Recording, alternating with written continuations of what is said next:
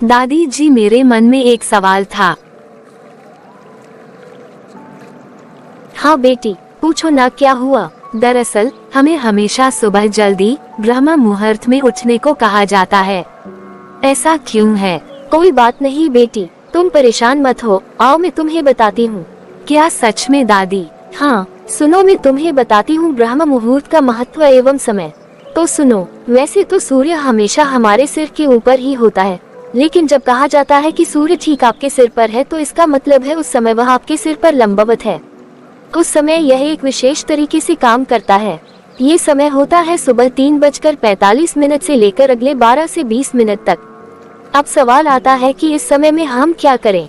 इस समय में हम ध्यान करें या क्रिया करें, इससे कोई फर्क नहीं पड़ता कि आप क्या करें। इस समय में आपको वही करना चाहिए जिसमें आपको दीक्षित किया गया है। दरअसल दीक्षा का मतलब यह नहीं है कि आपको कोई क्रिया सिखाई गई है, इसका मतलब है कि इस क्रिया से आपके सिस्टम को परिचित कराकर आपके सिस्टम में इसे बाकायदा स्थापित किया गया है। अगर आपके सिस्टम में एक जीवंत बीज पड़ चुका है और अगर आप ब्रह्म मुहूर्त में जागकर कोई भी अभ्यास करने बैठते हैं, तो ये बीज आपको सबसे ज्यादा फल देगा। उसकी वजह है कि इस समय धरती आपके सिस्टम के अनुसार काम करती है।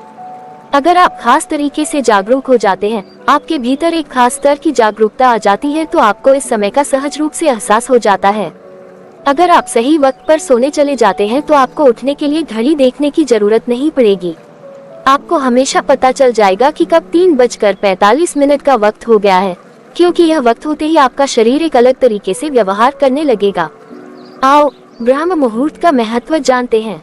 दरअसल आप जिस भी क्रिया में दीक्षित हुए हैं, अगर इस समय वह करना शुरू कर देंगे, तो आपको इसका सर्वश्रेष्ठ फल मिलेगा।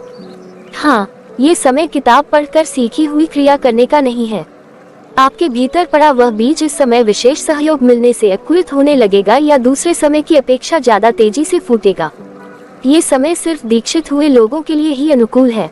अगर आप दीक्षित नहीं है, तो फिर 3:45 हो या 6:45 या फिर 9:45, कोई खास फर्क नहीं पड़ता है। ऐसे लोगों के लिए संध्या काल ज्यादा महत्वपूर्ण होता है। यह एक तरह का संधि काल होता है। बहुत बहुत धन्यवाद दादी जी। वैसे आपको ये सब जानकारी मिलती कहाँ से है? दरअसल बेटी, मैंने YouTube पर सनातन संस्कृति सुभाष चैनल को सब्सक्राइब किया हुआ है।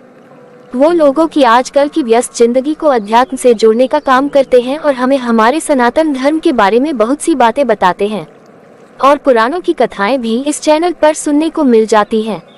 तुम भी इस चैनल को सब्सक्राइब कर लो और नोटिफिकेशन बेल को भी ध्यान से दबा लेना। जी दादी, आज ही करती हूँ।